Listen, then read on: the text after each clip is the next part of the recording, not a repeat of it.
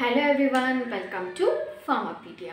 So next మన topic ఏంటిది size రిడక్షన్లో మనం ఏం నేర్చుకున్నాం సైజ్ రిడక్షన్ డెఫినేషన్ అండ్ దాని ఆబ్జెక్టివ్స్ ఏంటిది and factors effecting size reduction అవన్నీ నేర్చుకున్నాం కదా. నెక్స్ట్ ఏంటిది mechanism of size reduction. So size reduction వెనుక ఉండే మెకానిజం ఏంటిది అండ్ ఏమేమి ప్రాసెస్ యూజ్ చేస్తారు సైజ్ రిడక్ట్ చేయడానికి, ఒక లార్జ్ పార్టికల్ని స్మాల్ పార్టికల్గా కన్వర్ట్ చేయడానికి ఏమేమి మెకానిజమ్స్ యూజ్ చేస్తారు మన ఫార్మస్యూటికల్ ఇండస్ట్రీస్లో అనేది మనం నేర్చుకున్నాం అన్నమాట.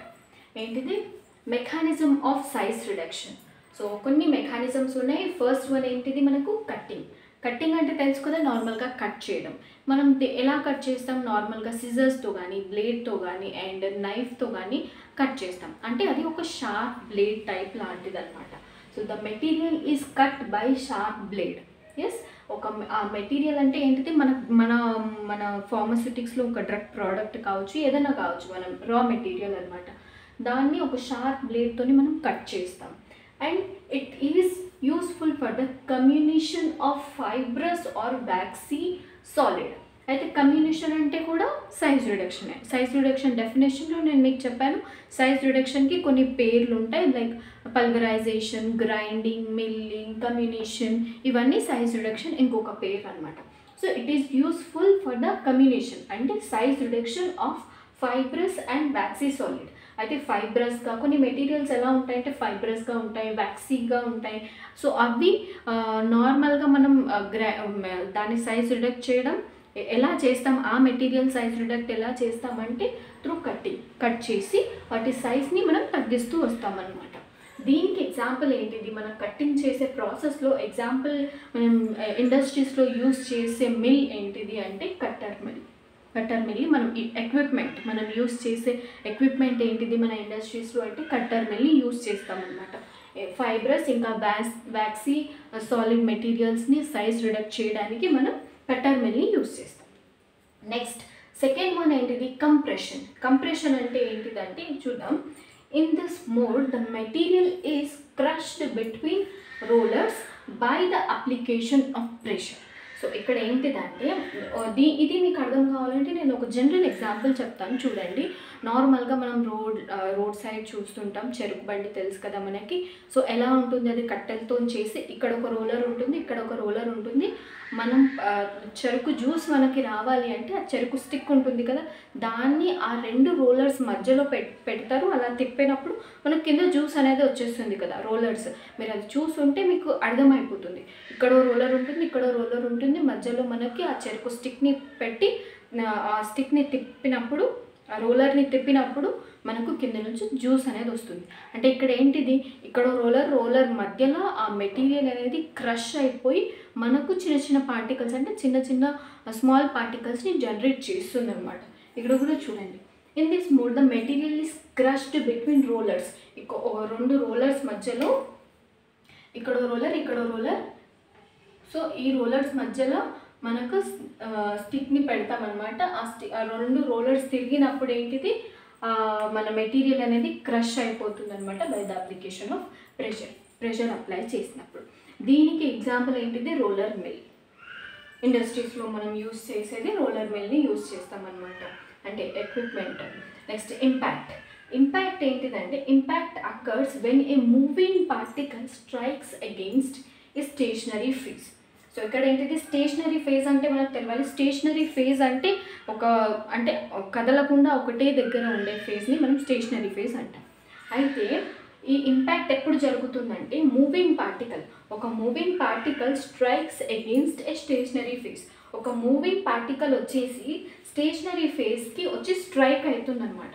అలా ఒక ఇది స్టేషనరీగా ఉంది, ఇది ఒక మూవింగ్ పార్టికల్ వచ్చి దానికి స్ట్రైక్ అయినప్పుడు అది ఏం జరుగుతుంది, ఆబ్వియస్గా ఈ మూవింగ్ పార్టికల్ బ్రేక్ డౌన్ అయ్యి చిన్న పార్టికల్స్గా బ్రేక్ డౌన్ అయ్యి కింద పడిపోతుంది. And in the same way particles moving at high speeds collide each other and produce small particles. So first కేసులో ఏంటిది, ఒకటి స్టేషనరీ ఫేజ్ ఉంటుంది, ఇంకొకటి మూవింగ్ ఫేజ్ ఉంటుంది. సెకండ్ కేసులో ఏంటిదంటే రెండు మూవింగ్ ఫేజ్లు, ఇక్కడ నుంచి ఇది మూవ్ అవుతుంది, ఇక్కడ నుంచి ఇది మూవ్ అవుతుంది, రెండు పార్టికల్స్ వచ్చి హిట్ అయిపోతాయి. అండ్ హిట్ అయినప్పుడు ఏంటిది, ఒకటికొకటి కొలైడ్ అయిపోయి చిన్న పార్టికల్స్గా బ్రేక్ డౌన్ అయిపోయి కింద పడిపోతుంటాయి కదా. సో 2 కేసెస్ ఉన్నాయి దీంట్లో, ఒకటి stationary phase and moving phase. ఇందులో సెకండ్ దాంట్లో ఏంటంటే 2 మూవింగ్ ఫేజ్ ఒక హై స్పీడ్తోని ఒకదానికొకటి కొలైడ్ అయిపోయి స్మాల్ పార్టికల్ని ప్రొడ్యూస్ చేస్తాయి. దీనికి ఎగ్జాంపుల్ మనకు హ్యామర్ మిల్ అనమాట. ఎగ్జాంపుల్ యూజ్ చేసే ఎక్విప్మెంట్ హ్యామర్ మిల్ని యూజ్ చేస్తారు. నెక్స్ట్ అట్రిషన్ ఏంటిదో చూద్దాం. ఏంటిది అట్రిషన్? సో అట్రిషన్లో ఏంటిదంటే, అట్రిషన్లో ఏం జరుగుతుందో చూద్దాం ఫస్ట్.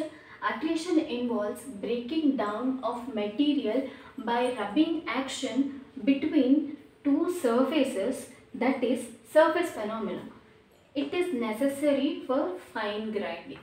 సో ఇదంతా మీకు అర్థం అవ్వాలంటే ఒక చిన్న ఎగ్జాంపుల్ ఏంటిది అంటే రుబ్బు రోలు. మనం ఇంట్లో ఎప్పట్లో లేవు, అన్ని మిక్సీలు గ్రైండర్లు వచ్చేసాయి, కానీ అప్పట్లో రుబ్బు రోలు అనేది ఉండేవన్నమాట. సో అది best example for attrition. So ఇక్కడ ఈ దాంట్లో ఏం జరుగుతుందంటే మనం పప్పు బియ్యం అవన్నీ వేసి రుబ్బుతాం కదా. సో అప్పుడు రుబ్బినప్పుడు ఏంటిది మనకు చిన్న చిన్న ఫైన్ గ్రైండ్ అంటే చాలా చిన్నగా అది ఎలా అంటే ఒక థిక్ పేస్ట్ లాగా వచ్చేస్తుంది కదా ఆ రుబ్బు రోల్లో మనం రుబ్బినప్పుడు పిండి. అక్కడ ఏంటిది 2 సర్ఫేసెస్ ఉన్నాయి, ఒకటి రుబ్బు అంటే మనం తిప్పేది ఒకటి అండ్ మోటార్ పెసిల్ లాగా అనమాట, ఒకటి బాటమ్ది ఒకటి మనం తిప్పేది ఒకటి కదా. వాటి రెండు మధ్యలోనే మన అంటే మనం వేసిన పప్పు కానీ బియ్యం కానీ ఆ రెండుటి మధ్యలోనే అది క్రష్ అయిపోయి మొత్తం రబ్బింగ్ చేస్తూ ఉంటాం కదా మనం. దానివల్ల అది రుబ్బుతూ ఉండడం వల్ల అదేంటిది థిక్ చిన్న పార్టికల్స్గా బ్రేక్ డౌన్ అయిపోయి థిక్ ఫైన్ పేస్ట్ లాగా అయితే లాస్ట్కి ఎండ్ ఆఫ్ ద డే అది పేస్ట్ లాగా ఫామ్ అయిపోతుంది కదా. సో అదే చూడండి, it involves breaking down of the material by rubbing action. అయితే ఇందులో కూడా రబ్బింగ్ యాక్షన్తోని పార్టికల్స్ అనేది బ్రేక్ డౌన్ అయిపోతుంది అనమాట బిట్వీన్ 2 సర్ఫేసెస్. అందుకనే అది సర్ఫేస్ ఫెనామినా అనమాట. సో ఈ అట్రిషన్ మెకానిజంని ఎందుకు చూస్ చేసుకుంటారంటే ఫైన్ గ్రైండింగ్ చేయడానికి, ఆ మెటీరియల్ని చాలా ఫైన్గా గ్రైండ్ చేయాలి అని అనుకోండి. అలాంటి సిచ్యువేషన్స్లో అట్రిషన్ అంటే దానికి మనం అట్రిషన్ మెకానిజంని చూస్ చేసుకుంటారు. ఆ అట్రిషన్ మెకానిజంలో ఉండే ఎక్విప్మెంట్ ఏంటిది? Fluid energy mill. Next 5th one, combine impact and attrition. So ఇక్కడ ఏంటిదంటే అట్రిషన్ని ఇంపాక్ట్ని కంబైన్ చేసేస్తారనమాట. ఆ 2 మెకానిజమ్స్ని కంబైన్ చేసేస్తారు. The mechanism of impact and attrition can be combine in the mill to get a better result. So మనకు బెటర్గా రిజల్ట్ రావాలి అంటే తొందరగా బెటర్ రిజల్ట్ అవ్వాలి, లేదా ప్రాసెస్ తొందరగా అయిపోవాలి, లేదా మనకు మెటీరియల్ అది సింగిల్ ఎక్విప్మెంట్తోని అది అంటే సింగిల్ మెకానిజంతోని అది సైన్స్ రిడక్ట్ అవ్వలేకపోతే అలాంటి సిచ్యువేషన్లో మనం ఇంపాక్ట్ అండ్ అట్రిషన్ బోత్ రెండింటిని కంబైన్ చేసి చూస్ చేసుకుంటారు అనమాట. సో అలాంటి వాటికి ఎగ్జాంపుల్ ఏంటిది? Ball mill. So ball mill మనకు both impact and attrition 2 mechanisms ఉంటాయి. So this is about the mechanism of size reduction. I hope you are very much clear with this topic. And నాకు తెలుసు videos అయితే చాలా late అవుతున్నాయి, and మీరైతే నాకు comment చేస్తున్నారు, చూస్తున్నాను నేను వీడియోస్ వెయిట్ చేస్తున్నాం, మీ వీడియోస్ కోసం వెయిట్ చేస్తున్నామని. బట్ నేను ట్రై చేస్తున్నాను, నా 100% నేను ట్రై చేస్తున్నాను వీడియోస్ ఫాస్ట్గా అప్లోడ్ చేయడానికి, బట్ అవ్వట్లేదు due to my personal works. And అయితే ఈ నోటిఫికేషన్ అయితే ఇంకా రాలేదు కదా, మెల్లగా చదువుకుందాం. బట్ అలా అని నేను డిలే ఏం చేయను, నాకు పాసిబుల్ అయినంత వరకు నేను వీడియోస్ పోస్ట్ చేస్తూనే ఉంటాను. అండ్ నాకు ఏ ఇన్ఫర్మేషన్ తెలిసినా నేను మీకు ఇస్తూనే ఉంటాను, ఎప్పటికప్పుడు అప్డేట్స్ చేస్తూనే ఉంటాను, డోంట్ వరీ. అండ్ వీడియోస్ కొంచెం లేట్ అయినా పర్లేదు, బట్ కొంచెం యూస్ఫుల్ అయ్యే ఇన్ఫర్మేషన్ని ఆర్ మీకు క్లియర్గా అర్థమయ్యే టాపిక్స్ని ఎక్స్ప్లెయిన్ చేయాలనేది నా అల్టిమేట్ గోల్ అనమాట. అండ్ ఎవరైతే ఫస్ట్ టైం ఈ ఛానల్ని చూస్తున్నారో జస్ట్ సబ్స్క్రైబ్ చేసుకొని, లైక్ చేయండి, కమెంట్ చేయండి. ఏమైనా డౌట్స్ ఉంటే ఆర్ ఇంకేమైనా టాపిక్స్ ఎక్స్ప్లెయిన్ చేయాలనుకుంటే, ఇంకా నేను చాలా నెంబర్ ఆఫ్ సిరీస్ని పెడుతున్నాను, ఏదైనా జనరల్ కాన్సెప్ట్స్ ఎక్స్ప్లెయిన్ చేస్తున్నాను, అండ్ ఇలా రెగ్యులర్ క్లాసెస్ చెప్తున్నాను, MCQs చెప్తున్నాను, ఇంకేదైనా ఇన్ఫర్మేషన్ అప్డేట్ ఇవ్వాలని అనుకుంటే అప్డేట్స్ కూడా ఇస్తున్నాను.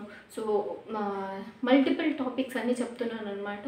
సో అందుకని కొంచెం డిలే అవుతూ ఉంటాయి videos, but end of the day మీకు కావాల్సిన ఇన్ఫర్మేషన్ అండ్ మీకు చెప్పాల్సిన టాపిక్ క్లాస్ అన్నీ వచ్చేస్తాయి అన్నమాట. సో డోంట్ వరీ, పేషెన్సీగా మెల్లగా నేర్చుకుందాం అనమాట. And thank you so much.